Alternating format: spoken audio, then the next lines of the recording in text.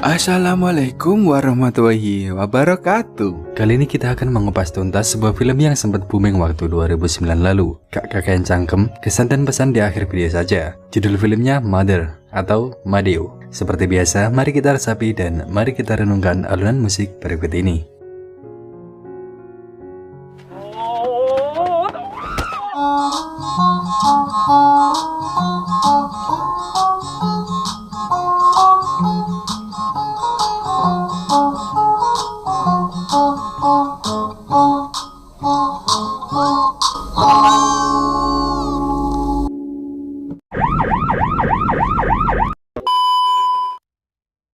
Kisah akan berfokus pada kehidupan seorang ibu yang bernama Hyeja. Kita panggil saja Emak, biar lebih sopan. Beliau adalah seorang petani ginseng yang menguasai skill akupuntur tingkat dewa, anjas. Dan ini anaknya, ia bernama Tommy. Yang mohon maaf, dia ini memiliki sedikit keterbelakangan emosional. Walau tidak disetujui oleh ibunya, Tommy masih saja bergaul dengan satu-satunya temannya yang bernama Bakut.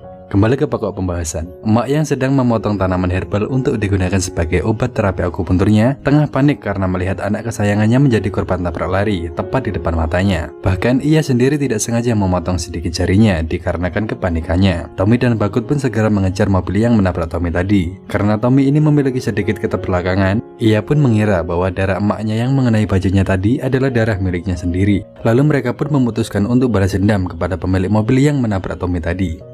Singkat cerita, mereka menemukan mobil itu sedang berada di tempat parkir sebuah lapangan golf. Bakut pun langsung berlari dan memancal spion mobil itu hingga rusak. Tommy juga mencoba meniru Bakut, namun dia salah memperhitungkan lompatannya.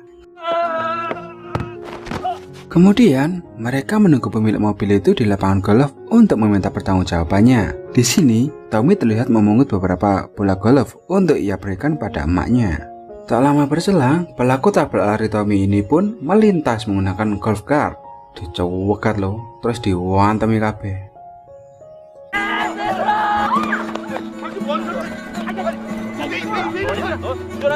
Dan di kegaduhan itu, Bakut nampak membuang satu stick golf pada water hazard. Insiden tersebut membawa mereka semua ke pihak yang berwajib. Pihak kepolisian mengambil titik tengah untuk permasalahan ini. Di sini terlihat Tommy tengah asik menuliskan namanya pada bola golf yang ia temukan tadi. Pemilik mobil enggan berdamai karena ia mengetahui kaca spion mobilnya telah dirusak oleh mereka. Bakut pun menyalahkan Tommy.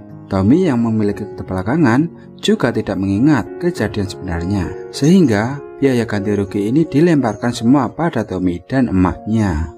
Halalah, orang diutek belas Bakut ini. Di malam harinya, emak sedang mendapat job untuk melakukan terapi akupuntur pada pelanggannya yang ingin mempunyai anak. Di sini, emak berkata bahwa ia akan memberikan obat herbal mujarab yang bisa memicu kehamilan dengan satu syarat. Ia harus meminjamkan emak sejumlah uang agar emak bisa melunasi biaya perusakan yang dituduhkan ke Tommy tadi. Sementara di sisi lain, Tommy sedang nongkrong di sebuah bar sambil menunggu kedatangan Bakut. Dengan agak teler, Tommy mencoba menggoda salah satu gadis penghangat di sana, namun ditolak mentah-mentah. Tommy yang mabuk pun tertidur hingga esok harinya, bahkan sampai sore anjir.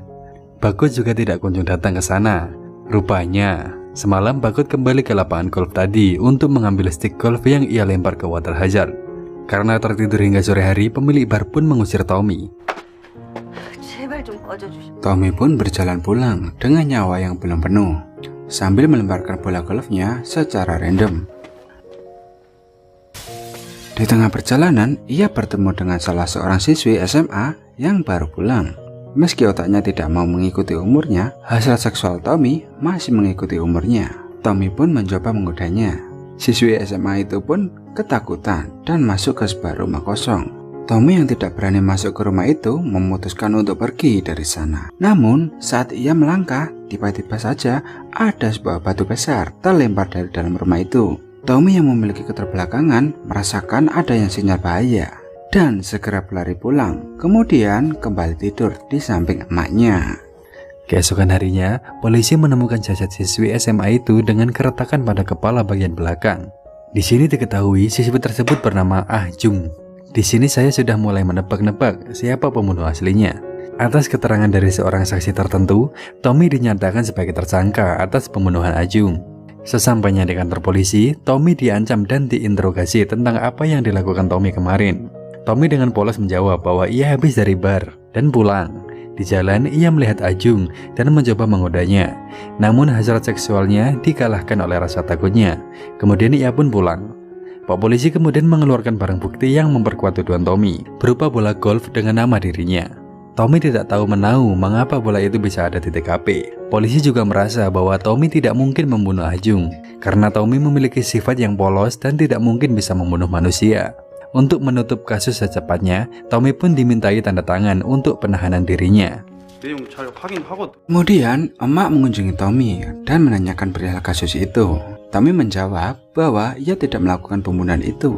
Tommy juga merasa bahwa selama ini setiap kesalahan akan selalu dilemparkan kepadanya. Kemudian, emak menemui Pak polisi yang menangani kasus Tommy untuk memberikan penjelasan bahwa Tommy tidak mungkin menjadi salah satu seorang pembunuh. Sayangnya, semua itu sudah terlambat karena kasus Tommy sudah dinyatakan selesai dan Tommy sudah resmi terpidana. Keesokan harinya, Tommy dipaksa melakukan reka ulang di TKP.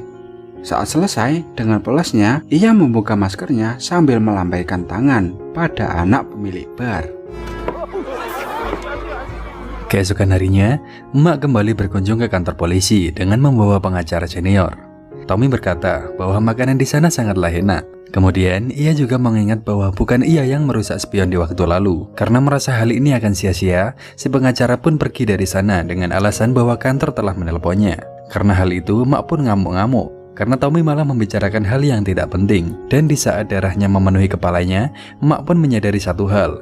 Jika Bakut bisa melemparkan kesalahannya pada Tommy di kasus spion, maka bukan tidak mungkin Bakut akan mengkambing hitamkan Tommy di kasus yang lebih besar. Dengan berbekal firasat itu, emak segera menuju ke kantor pengacara tadi. Namun, si pengacara enggan menemuinya. Dengan kekecewaannya, emak pun bergegas ke kediaman Bakut dan mencari barang bukti demi sebuah kebenaran. Dan di sini ia menemukan stick golf dengan bercak darah di lemari Bakut. Saat ia mau pergi dari sana, tiba-tiba saja anak dari pemilik bar datang, disusul dengan Bakut. Emak pun bersembunyi di dalam lemari dan menyaksikan adegan ngencan total dengan seksama. Kemudian, emak segera pergi ke kantor polisi dan menyerahkan stick golf tersebut. Pihak kepolisian pun memanggil Bakut untuk dimintai keterangan. Dia menjelaskan bahwa bercak merah itu adalah bekas lipstik dari anak pemilik bar. Tim forensik juga memastikan bahwa itu memanglah lipstik, bukan bercak darah. Dengan penuh kekecewaan, emak pergi dari sana dengan diguyur derasnya hujan. Kemudian, ia mengambil sebuah payung dari seorang pemulung dan kemudian membayarnya. Sesampainya di rumah, Bakut nampak menunggu kedatangan emak dan meminta ganti rugi atas tuduhan tak beralasan emak padanya. Bakut merasa selama ini ia tidak dianggap sebagai sahabat Tommy.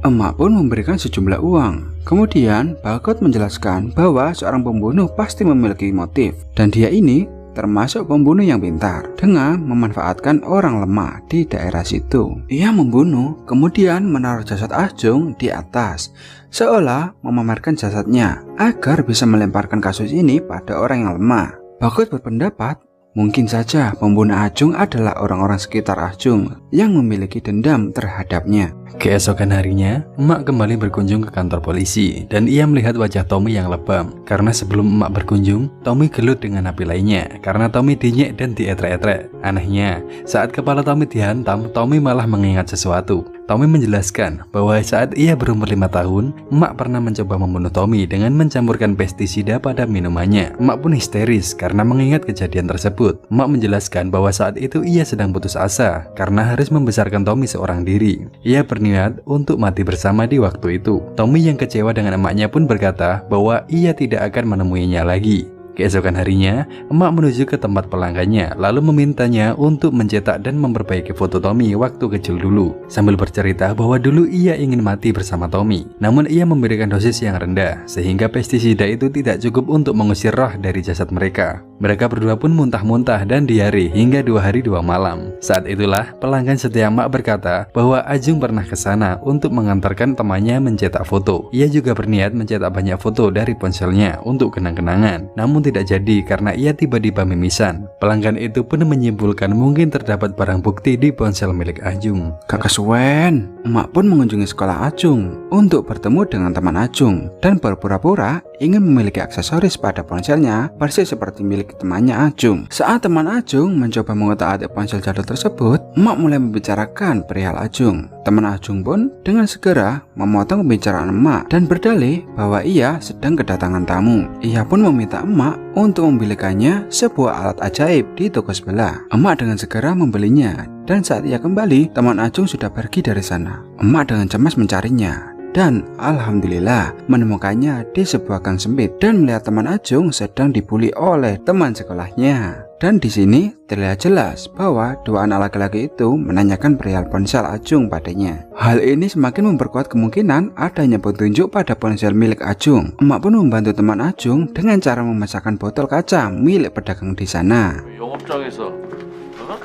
Kemudian emak menghubungi Bakut dan membayarnya untuk mengintimidasi dan menginterogasi dua bocil tadi demi sebuah informasi tentang mengapa mereka menginginkan ponsel milik Ajung. Dan di sini diketahui bahwa Ajung adalah seorang gadis yang bertahan hidup dengan cara menukar kehormatannya demi uang atau beras karena keluarganya sendiri tidak peduli dengannya, dan ia sekarang tinggal dengan nenek yang suka mabuk-mabukan. Jadi mau tidak mau dia harus melakukan hal itu. Ajung memiliki kebiasaan untuk memotret setiap orang yang pernah ngencan total dengannya. Jika dihitung mungkin ada sekitar 33 orang, dan di antara itulah mungkin ada orang yang membunuh Ajung dan dengan tega mengkambing hitamkan Tommy. Alasan mengapa mereka berdua menginginkan ponsel Ajung dikarenakan mereka takut akan dijadikan sebagai tersangka atas nasib buruk yang menimpa Ajung. Dan salah satu bocil itu mengingat bahwa Ajung pernah bertanya berapa botol Hammer yang bisa ia dapatkan jika ia menukarnya dengan ponsel ini. Emak pun teringat bahwa neneknya Ajung adalah pecandu Hammer. Ia pun bergegas ke kediaman Ajung karena takut nenek itu akan menjual ponselnya demi memuaskan hasratnya. Setibanya di sana, emak memberikan sejumlah uang pada nenek Ajung dan menukarnya dengan ponsel milik Ajung. Sementara di penjara, Tommy mengingat bahwa ada seseorang di TKP dan ia berteriak ingin bertemu dengan emaknya. Saat kedatangan emaknya pun memperlihatkan pada Tommy foto-foto yang diambil oleh Ajung, dan Tommy pun mengatakan pada emaknya bahwa salah satu orang di foto itu adalah orang yang berada di TKP waktu itu. Emak pun mengingat pria itu. Dia adalah seorang pemulung yang dulu payungnya pernah emak beli ketika hujan lebat melanda. Dengan titik terang itu, emak mencari kediaman pemulung itu dan menemukannya. Beliau pun segera mengunjunginya dan mengaku bahwa ia adalah sukarelawan dari Asosiasi Gosok Pijat Urut. Beliau pun menanyakan keluhan pria itu dan menawarkan akupuntur untuk mengatasi gejala yang dideritanya. Pria itu pun mengaku bahwa ia memiliki sakit pada jantungnya karena dia shock dengan tragedi yang dilihatnya beberapa waktu silam. Emak pun menjelaskan dengan akupuntur Anda dapat melupakan kejadian yang menyakitkan. Sembari bertanya tentang kejadian yang dilihatnya, pria itu pun menjelaskan bahwa ia berada di TKP pada saat kejadian yang menggemparkan beberapa waktu silam. Ia melihat Ajung tengah diikuti oleh Tommy. Lalu Ajung melemparkan sebuah batu besar ke arahnya dan berkata bahwa Tommy bodoh. Tommy yang memiliki gangguan emosional ketika dibilang bodoh seketika mengambil batu tersebut dan melemparkannya kembali pada rumah kosong itu dan secara tidak sengaja mengenai bagian belakang kepala Ajung. Belum lagi saat Tommy membuka maskernya waktu selesai reka ulang TKP dulu. Pria itu yakin bahwa memang Tommy yang ia lihat malam itu. Mendengar hal itu, emak histeris karena tidak percaya bahwa Tommy adalah pembunuh sebenarnya. Ia pun marah pada pria itu dan menyangkal sebuah kebenaran sambil menghantamkan kunci itali pada kepala pria itu hingga meninggoy. Karena kebingungan dengan tindakan tanpa sadarnya tadi, emak pun membakar rumah pria itu untuk menghilangkan bukti. Setelah hari-hari suram, Pak polisi pun datang ke kediaman emak dan memberitahukan bahwa Tommy dinyatakan tidak bersalah dan pihak kepolisian telah menangkap orang lain yang ternyata dia juga memiliki keterbelakangan mental. Namun, ada barang bukti yang mengarah kepadanya. Ada sebuah bercak darah milik Ajung pada bajunya. Meski ia selalu menyangkal bahwa itu adalah darah akibat ngencan total, tapi polisi tidak menghiraukannya dan tetap menetapkan ia sebagai tersangka. Dengan bebasnya Tommy, sang emak sangat senang, namun ia juga memiliki rasa bersalah atas hal yang dilakukannya dan hal yang dilakukan oleh Tommy. Di saat itu pula, Tommy memberikan kotak jarum akupuntur milik emaknya yang ia temukan di sisa-sisa puing rumah pria tua yang terbakar sembari berkata, di penghujung film, emak menusukkan jarum akupuntur pada pahannya untuk menghapus ingatan kelamnya sehingga membuat film ini berakhir dengan cukup memaksakan.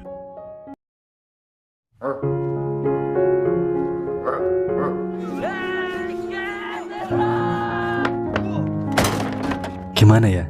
Ini film dark banget anjing. Mulai dari awal saya menebak ini pembunuhnya pasti si Bakut. Ternyata bukan. Setelah waktu berjalan, alurnya mulus, dan di akhir diberikan sebuah petunjuk baru bahwa pemulung berada di TKP. Saya lumayan yakin dia mungkin pembunuhnya.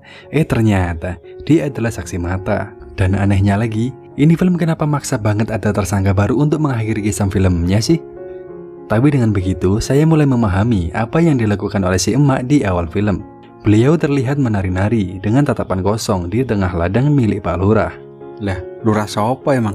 Lampu, ngaku ngarang. Satu hal yang selalu muncul di benak saya. Di Korea sana, orang dengan keterbelakangan mental ternyata tidak kebal dengan hukum. Di negeri kita, orang dengan keterbelakangan mental kan kebal hukum karena tindakannya tidak didasari dengan jiwanya. Terdapat banyak sekali pesan moral dari film ini. Salah satunya adalah jangan mudah mengambil sebuah keputusan berdasarkan sebuah prasangka yang belum tentu benar adanya. Rasulullah Shallallahu Alaihi Wasallam bersabda, jika kamu menduga yakni terlintas dalam benakmu sesuatu yang buruk terhadap orang lain, maka jangan lanjutkan dugaanmu dengan melangkah lebih jauh. Hadis riwayat At-Tabrani. Akhirul kalam, wassalamualaikum warahmatullahi wabarakatuh.